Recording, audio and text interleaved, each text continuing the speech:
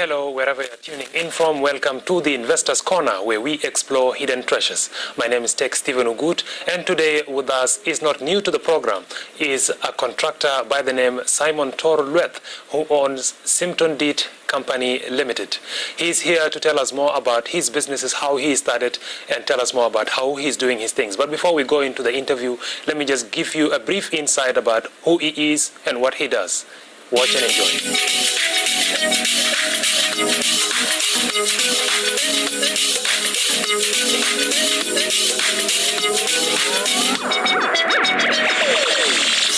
In a bid to improve rural roads and take development to the grassroots level, a local businessman by the name Simon Tor decided to embark on construction projects in his home county by starting up a construction company that deals with bush clearance. Simon Tor started with one tipper and a bulldozer in the year 2010 after acquiring a contract to construct a road that connects Pariang to Yida and to Jau area. A loan from a friend combined with the government support placed him in the heart of the business. Today, Mr. Tor owns Simpton Deet General Trading Company and Tor Air Aviation, operating both passenger and cargo flights throughout the country. For the past few years, Simon Tor have accomplished a number of noticeable achievements through his company. The successful projects he conducted includes the expansion of Ida airstrip to accommodate large aircrafts land safely, and the main road which connects Tor Oil Production Facility to Thomas South Oil Production Facility, among many other projects. This, according to Simon Tor, is not just a business, but a service to the nation. And for us, hard work is always appreciated because this is the only way to explore our country's hidden treasures. This is the Investors Corner. Welcome back to the program, and as I told you, we are here with Simon Tor-Lueth. Welcome to the program. Welcome. We've been with you sometimes in the past episodes, but just to refresh our new viewers who've just tuned in, especially in this episode, can you just update us and tell us about how you began the business that you're doing today? Thank you very much, Tech Stephen, and also to the listeners and those who are seeing us of the Republic of Southern Sudan. I appreciate that you have called me today to come and give the view or to give you what I have. Actually, as you've seen, or people are seeing now,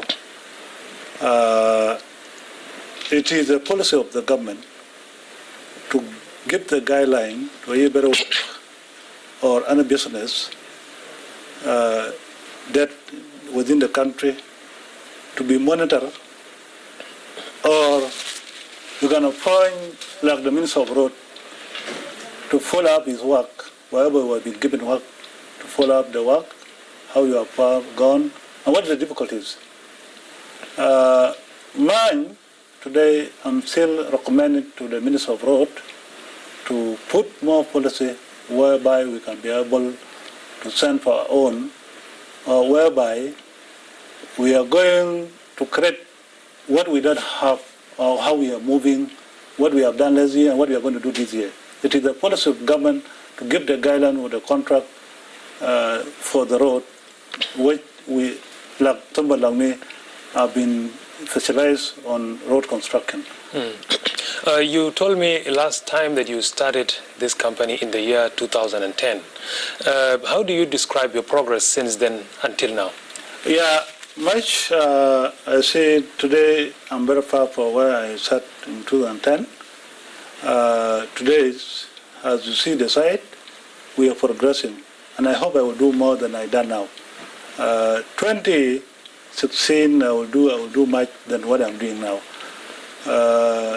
I'm planning now, if my governor of Unity State is going to listen to me, I'm planning now to meet him, to contribute my idea to him what they are supposed to do in Unity State now. And when you feel and the rest of the state. Mm-hmm. So when you say we are going to increase or improve our work, what exactly do you mean by that? Yeah, we are going to improve. Like now I have 22. In coming year, if I'm going to have 44 TPS, it means that is the progress. Like now I'm planning in Juba now. Last month I bought another 11 TPS and 1 water tanks, and I bought 1 excavator.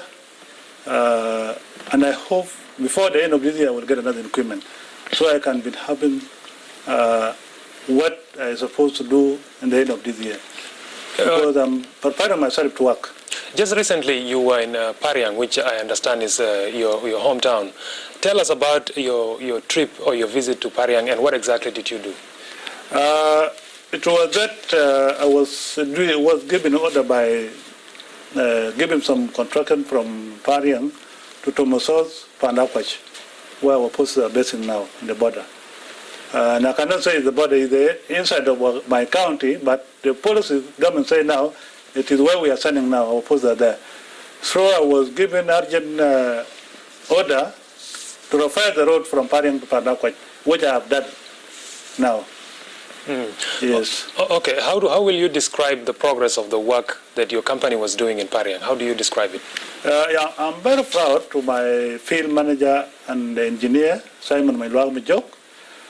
What they have done, it is what I told them to do. Definitely. In short term, I promise them, if you do this in this period, I will be very happy. And I was in Juba day and time and night looking for the fuel, though they cannot be cut up by fuel, and any spare part for the vehicle, or whether it's a machine, grader or bulldozer or tires. I was here to call them every morning. What do we need to supply it? If they need fuel, I have to put fuel on. If it remain 10 drum or 20, they tell me they need more fuel. So I was on standby to supply what they order from me. Let's talk about how important is the road network in rural South Sudan, especially where you come from, like in Pariang, where it's disconnected from the main capital, Juba. But before we talk about that, let's just go for a short break where we tell our viewers about that trip to Pariang. We are going for a short break, and Investors Corner is back. Working with the government's plan of reopening Unity State oil production facilities, GPOC, which is the main company operating in Unity State, have embarked on assessment of roads condition in and around the oil fields. According to GPOC Deputy Construction Manager Yik Tong, the company has laid stages on how to reopen its operation, which was severely disrupted by rebellious activities, which, according to him, will start with inspection of road maintenance and construction in the area, as conducted by a local company known as Simpton did. Are on duty to come and check road repairs from Pariang to Pandakwach. And this road is about 60 kilometers, and it assesses all the oil facilities that we have in Thomas House, El Nar, and another and El Tor. So we were coming to inspect the road and see the construction and the progress of work. Actually, the road's length it is 68 kilo from Pariang up to Pandakwach. It is 68 kilo. And the worst part of 68 kilo is about 35, but there's a part one which the company intend to maintain, which is 15 kilo. And that 15 kilo is not enough. They can access the road for people to move, but if the rain was much, it's not good for the people to move because most of the road is bad in 68 kilo, only we maintain 15 kilo. Simon Tor, who is the chairman of Simpton Did, a company contracted by GPOC to rehabilitate the roads in the oil fields, says the work is in good progress as expected and that they are ready for the next step. I came today from Juba to come and handing over the maintenance road to the GPOC, who constructed me. So I have no more to say about, but I'm very happy that our forces will be supplied whatever they need. And they will be accessible to Pariang without condition. Anytime, before when you want to drive from Pariang to Pandakwach, it can take you 8 hours. But now it will be less than 1 hour and a half. So I'm very proud to do that to my country and my people. As government puts up initiative to reopen the Unity State Oil Production Facility, local companies in this area are working hard to maintain the roads in the oil production areas, as seen behind me in this Anar Oil Facility and the one right ahead of me of Thomas South, which combines to go all the way to Pantau or back to the program. In the studio we have with us Simon Torret, a contractor who owns Simpton Deed Company. Welcome back to the program. Thank you very much. We've just seen a report we just did in Pariang about the contract that you acquired between you and GPOC. Tell us about that contract that you have with GPOC and what is the scope of the contract? Actually, contract is very important to all of us, the people of Republic of South Sudan, and particularly people of Pariang. What I would recommend, the most of problem now we're facing South Sudanese, it is because we don't have military who have been connected to Juba. Like now, you cannot move to Nyurul or you cannot move to other part of the country here. Like more now, if there is a too much rain, our vehicle can be delayed by mud. And when we sing, like I told you, I'm planning to meet my governor of Unity State. Both of them, the Assembly, the Unity State legislative members, and the cabinet, if they can listen to me, we have to plan now by this month what we are going to do coming year. And if we are ready to do, we can make assessment now. The worst part of the area that we are supposed to do to connect Miom and Pariang and Bentu, which I'm supposed and I can prepare myself to do that. I'm very ready to do that. And if I manage to get governor and he listen to me what I'm going to contribute to him, next year we would be having a problem of a road problem between Miom or Biomnam or Orok. I'm ready to do that.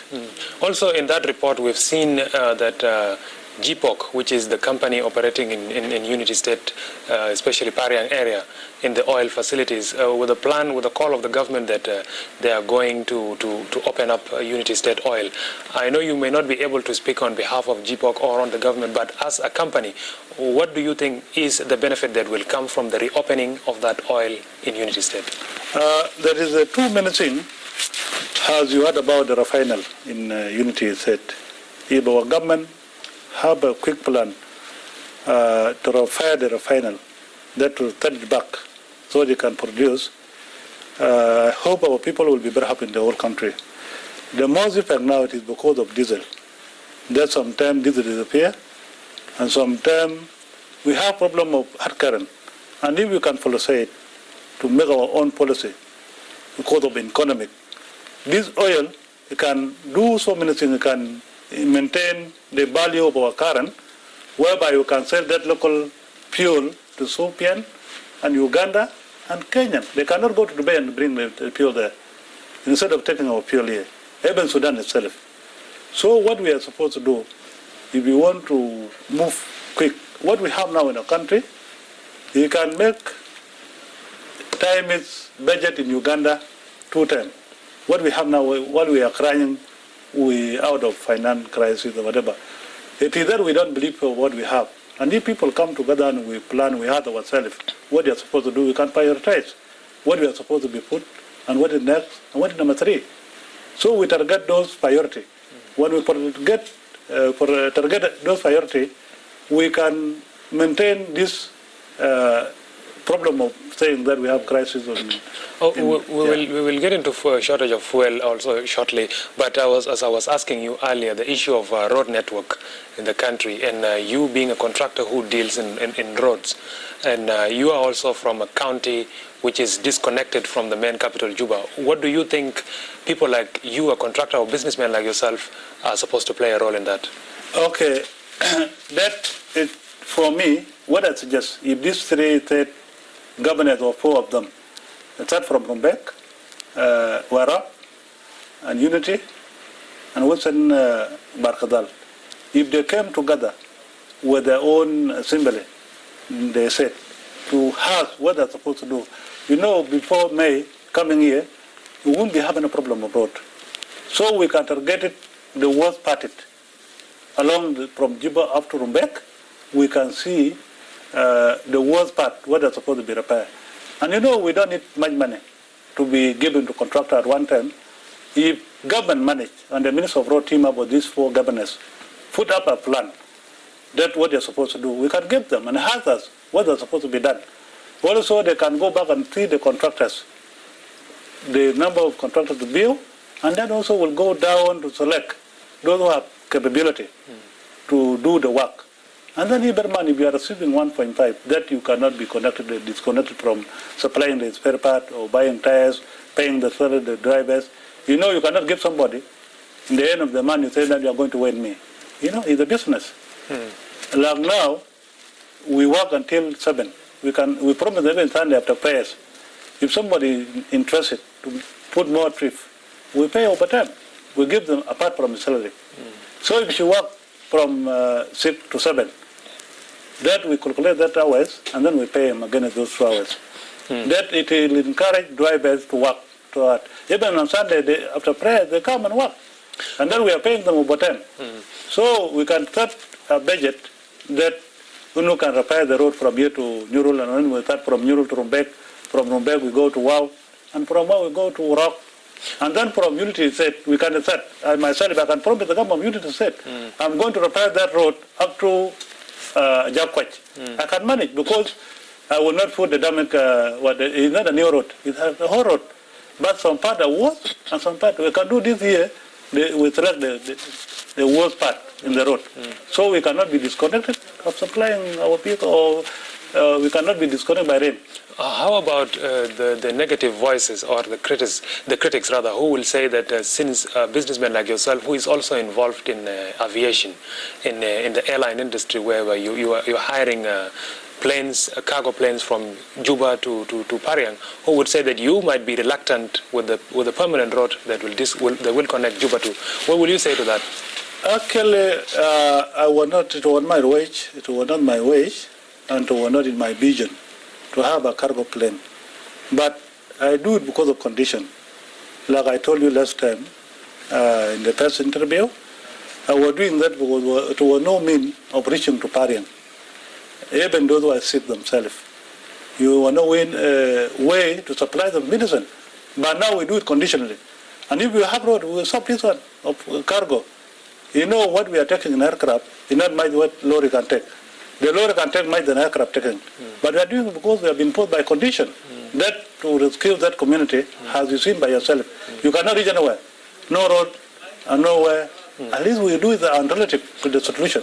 Okay, we've been concentrating so much on roads, not only in this discussion, but throughout the country. Road has been always the priority. As quoted once in one of my interviews, the Undersecretary of Road says that road is everything, that road is hospital, road is school, and road is everything. But as a businessman also, don't you think that we are isolating other sectors? Don't you think that they can be handled at the same time? But just before you answer that, let's just go for another short break and we'll be back. We're going for a short break and Investors Corner is back shortly.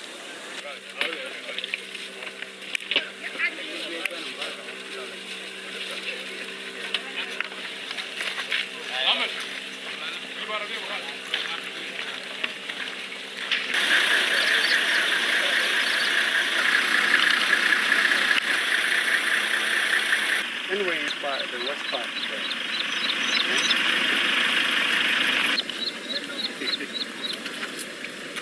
You know, sometimes I think I don't have low.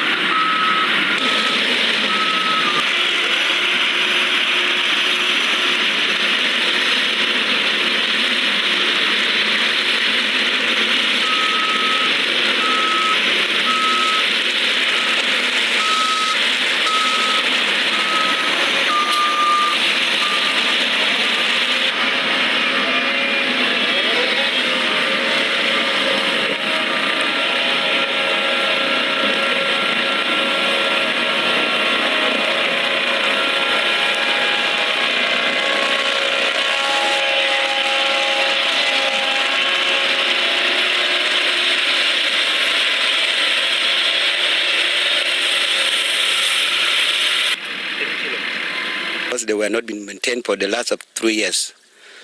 Then there was no complete environment on top. It was a black soil, washed out by water, so there was no accessibility for the people to move. Even the car cannot move this road.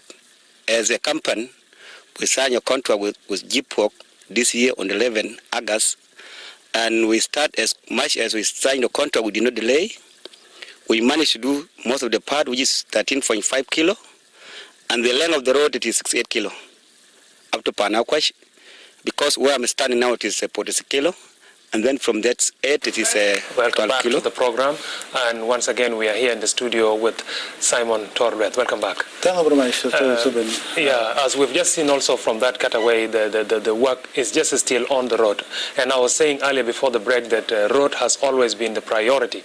But don't you think that we are also somehow isolating other sectors like health and in schools and all this? Actually, I cannot depend my side whether I'm a contractor of road. Everything that should take its right. The number one priority for the government is Minister of Health. Because why I say the Minister of Health? Minister of Health is a touch of everybody. If you are a house lady, and if you are a driver, if you are police, you are supposed to be in health. So Minister of Health is a priority for our country. It's my contribution to the people of the Republic of South Sudan. Our president put more fund to the Minister of Health to supply more drugs, so we can stop going outside.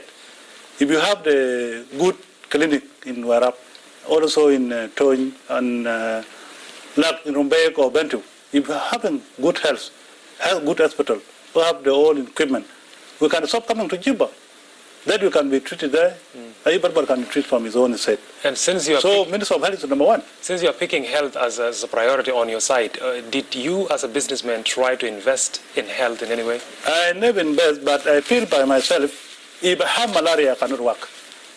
So that's why I say health is number one, followed by security.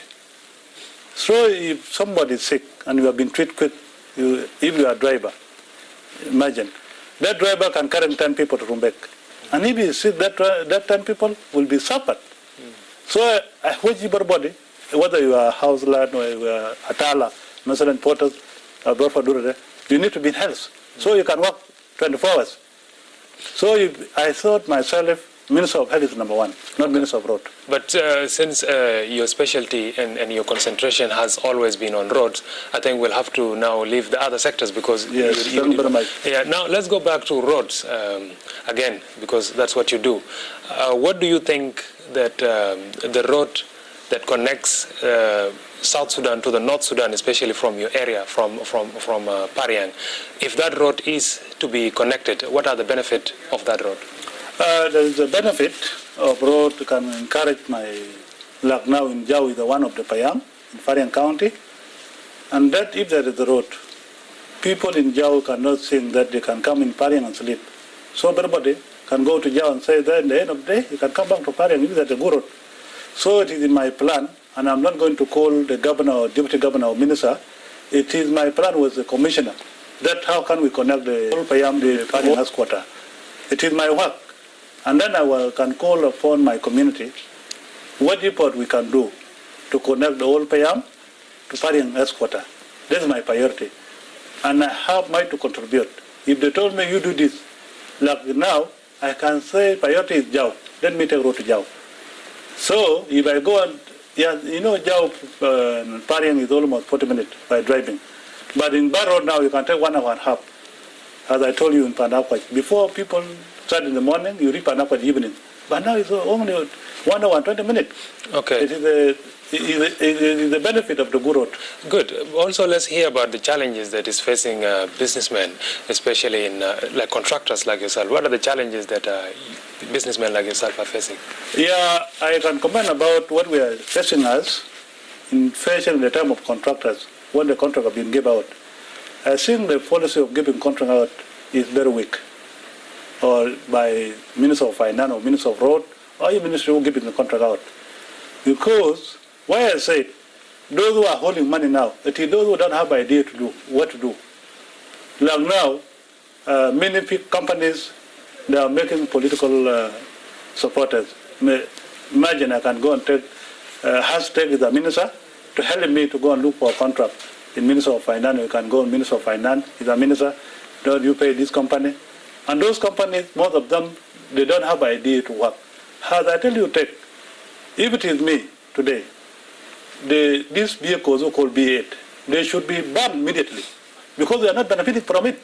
They are taking more fuel, the paper are too expensive, and by themselves, if people are buying, they say it is expensive. But we didn't calculate about the cost. If you go up to 5 years, refiring a B8, the money of the refiring is become more than you bought. And there's no income, and most of drivers are driving the B8 now.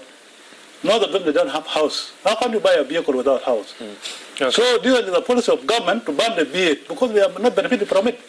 We've had the challenge that you've just put across, which is acquiring the contracts.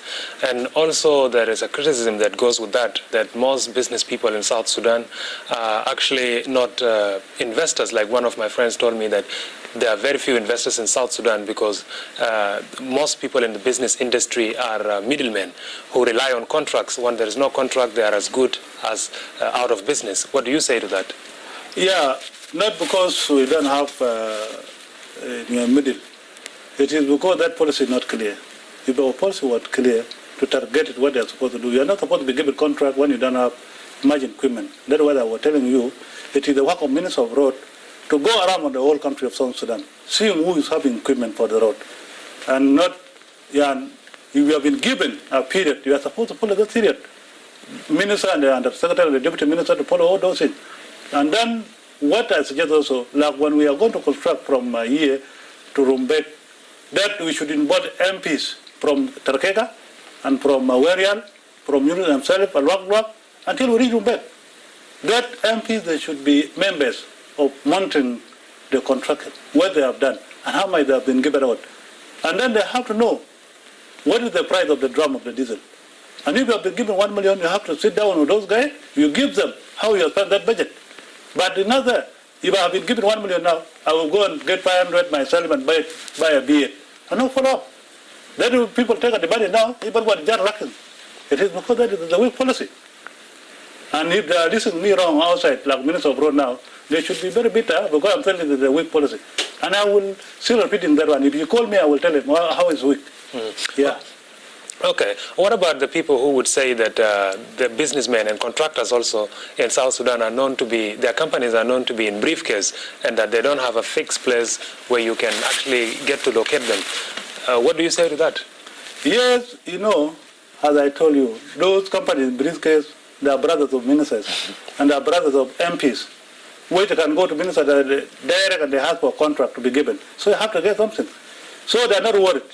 If it is come a time of that you want to follow up, it will be protected. An MP can go to minister and say, you do this and do this. You leave this guy, we are going to do this. And that one will not work in the country. This is the national property. They are not supposed to be compromised of it. If you have been given money, they have to see what you have been given to do by minister himself. And you have to close his eye to do the law. So your suggestion is for every contract awarded by the government, there should be a follow-up to know exactly how the contractor is implementing the work given. Yes. Yeah. The policy of the ministry. We'll come back shortly. Let's just go for another break to the program. And once again, as I said, we are here with a contractor named Simon Tor Lueth. Welcome back to the program. Thank you very much. You've just seen the business tip there from Dr. Abraham Mallet talking about somehow privatization of some part of a government institution. What do you think about that? If government is to privatize some part of some government institution, will that work for the country? Yes, it will be possible. Everything is possible when you want to do something. Nothing is not possible in this world. But as I was telling you, it depends how you do your thing. Like when I was telling you that maybe people quote me wrong outside, that I named the ministers' brothers or MPs, but I have evidence. I can even tell the name of those guys who are the brothers ministers.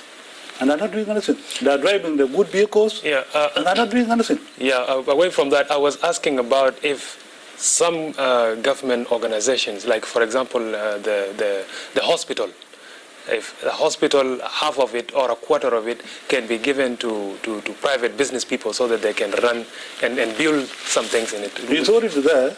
If you heard about private cleaners, like Antipas, or you can work everywhere in Juba, there are private cleaners, to honest. And you know now they're better than the government hospital because they'll be run it is their own. You know you cannot do your thing, but and always they're paying attention to keep it growing. So that's what you see now. And if government also set a policy, if it is the case, to fund those clinics, but not everybody to say it. But the policy in South Sudan it's become a problem. If you go to town now, our most advocate, they are leaving the government work because they are benefiting from the private sector. So you become a lawyer, you're getting more than government paying them. Okay, thank you very much, but I think the time may not be on our side because as we are running out of time, but I'll just grant you a few, 1 minute if I may say, so that you can share your last words as we conclude the program. Yes, my message to the Republic of South Sudan people, that let us know to that what we are, it is our country. We want to build it, so we leave it for the coming generation. So we're not doing things like we are living somewhere else. Let us do it like we are doing our own. Let us build it for the coming generation, and let us do it for others. Even investors, if they come and they get good place, like road and the hospital or whatever, they will come in. Like in Dubai now, you know, those who are in Dubai, they are not people from Dubai. They came from Russia, they came from American, and they came with money. So like last year, before the accident, there was a lot of investors who are here, who are running the houses, offices, and that's how you get the income to the country. That they need policy to get that income. Okay, because of time, my director is already queuing me that the time is running out. But thank you very much, Simon Torres, for taking time and being in Investors Corner. I look forward to having you again sometimes, maybe in the future. Thank you very much. Thank you very much. This brings us to the end of Investors Corner this hour. My name is Tech Stephen Ugut, and this is where we explore hidden treasures. Until we meet again, goodbye.